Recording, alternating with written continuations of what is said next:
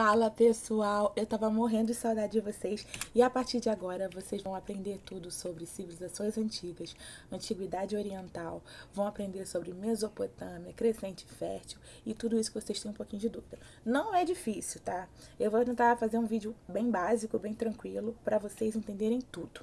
Vamos começar do início? Crescente fértil. Essa crescente fértil é uma região que fica no continente africano, no nordeste do continente africano, mais precisamente no Oriente Médio. A crescente fértil é uma região em que fica dentro dela a Mesopotâmia. Mesopotâmia significa terra entre rios. E os rios que banham a Mesopotâmia é o Tigre e o Eufrates.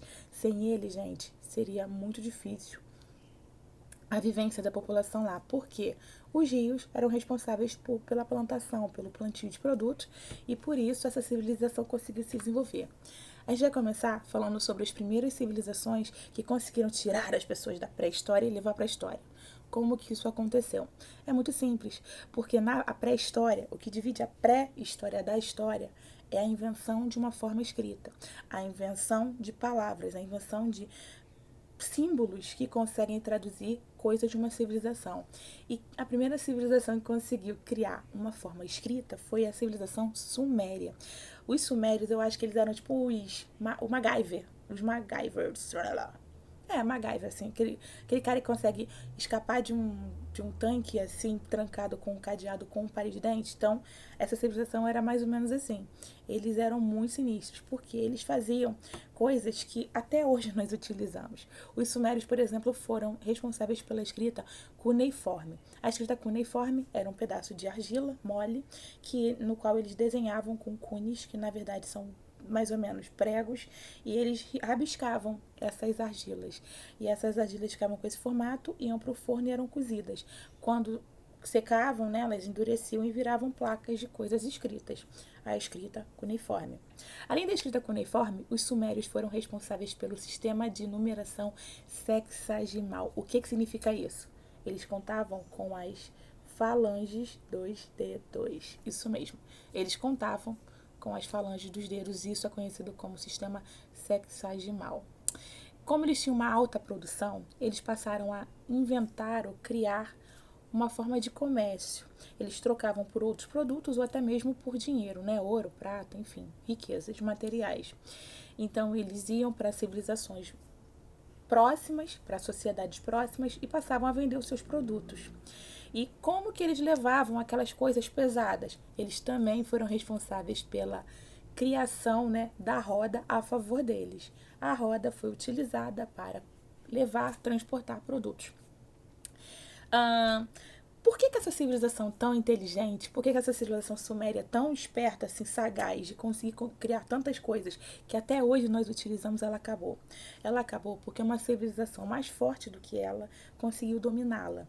No ano de 2370 a.C., os acádios, liderados pelo rei Sargão, dominaram todas as cidades sumérias, que eram Ur, Uruk, Nippur, Lagash. Eles conseguiram dominar porque tinha um exército forte. E essa população, Acádia, era uma população militarista.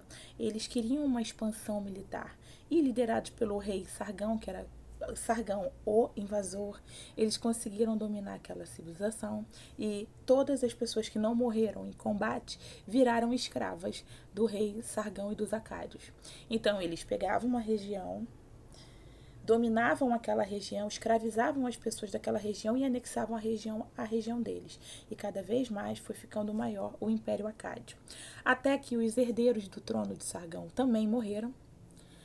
E aí essas regiões, que se tornou o primeiro império da história, né? O rei Sargão criou o primeiro império da história, o Império Acádio, ele foi destruído, ele foi se minando, porque ele foi se dissipando depois que os seus herdeiros morreram. Aí o Império ruiu. A gente vai falar agora sobre os assírios. Os assírios também eram militaristas, expansionistas e tudo mais. E eles tinham uma força de ataque muito forte. Por quê? No ano de 1000 a.C., eles já tinham um exército poderoso, carros de guerra, cavalaria, exército de infantaria e armas de ferro, que superavam as armas que eram usadas até então, que eram as armas de bronze. Então, eles conseguiam dominar os seus inimigos facilmente. Então, os assírios só foram dominados por outros, pelos babilônicos. Na verdade, o pai de Nabucodonosor dominou e tomou dos assírios aquela região e transformou em Babilônia, o Império Babilônico. O Império Babilônico, ele é conhecido, na verdade, por algumas curiosidades. O primeiro Império Babilônico é conhecido pela Lei do Talião, ou o Código de Hammurabi. O rei Hammurabi, na verdade, ele criou leis acessíveis à população, que foram talhadas numa pedra de basalto e elas ficavam ali expostas na cidade, para que todo mundo conseguisse ter acesso, conseguisse ver aquelas leis. E como que funcionavam essas leis? Olho por olho, dente por dente. O que isso quer dizer? Que todas as pessoas que fizessem alguma coisa de errado naquela sociedade sofreriam uma retaliação em troca. Ou seja, se eu vou fazer mal a alguém, eu vou receber o mal de volta. Então, acho que aquela sociedade ali, o pessoal ficava com medinho, né? Meio aquele negócio na mão de fazer alguma coisa errada. Então, se você prejudicou alguém, você vai ser prejudicado de volta. Isso é o Código de Hammurabi. Basicamente, o primeiro código de leis da história. E funcionou, né? Acho que funcionava muito bem, porque as pessoas iam ter um pouco de medo de praticar alguma coisa errada. Ainda falando sobre o Império Babilônico, a gente vai falar aqui sobre o lar de uma das 7 maravilhas do mundo antigo, que são os jardins suspensos da Babilônia. Eu gostava muito de ouvir aquela música da Rita Lee. Suspenderam os jardins da Babilônia. Os jardins suspensos da Babilônia, eles são conhecidos como uma das 7 maravilhas do mundo antigo, porque eles eram colocados nas paredes. E como ficava no alto, dava uma ilusão de que estavam suspensos, assim, entendeu? Estavam flutuando. Diz a lenda que o Nabucodonosor II, ele criou esses jardins suspensos com plantas exóticas para agradar a sua esposa, porque ela lembrava da sua infância, assim, as flores da infância dela. Mas não pensem que ele era bonzinho não, tá? Na Bíblia, inclusive, o Nabucodonosor II, ele é conhecido como um rei cruel. Por quê? Depois que ele herdou no ano 600 antes de Cristo o trono de seu pai, ele conquistou a Judéia e Jerusalém. Por isso que na Bíblia ele é tido como um homem cruel, tá? Uma outra curiosidade sobre eles, os babilônios, é que eles criaram os 7 dias da semana. E nessas civilizações todas tem uma coisa em comum.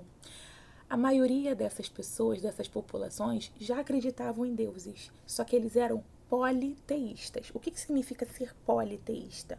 Poli é vários, teístas, deuses.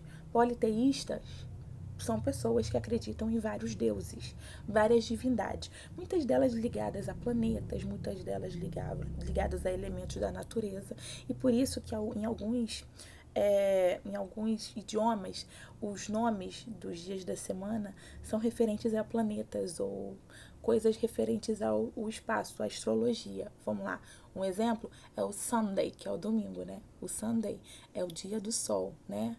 Ou Saturday, que é dia de Saturno. Então, são curiosidades assim que a gente vai entendendo de acordo com coisas antigas.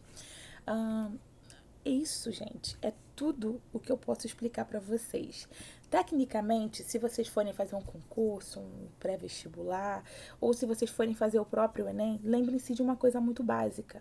As civilizações antigas, elas são tidas como o berço das civilizações, porque foram ali os primeiros passos do homem, os primeiros lugares, a primeira etapa para o desenvolvimento do homem, em que ele deixa de ser pré-histórico, deixa de ser aquele homem das cavernas e passa a viver em sociedade, criar até mesmo templos. Vocês vão ver muitos igurates, que eram umas espécies de pirâmides onde eles adoravam, né? Adoravam seus deuses.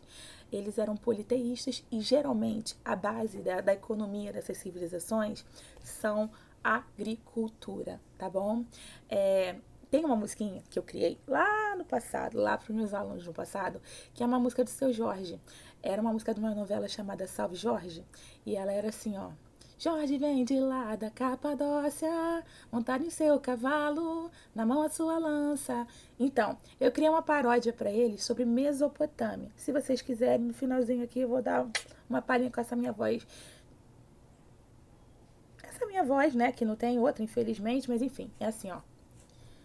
Mesopotâmia é terra entre rios, um deles é o Tigre e o outro Eufrates.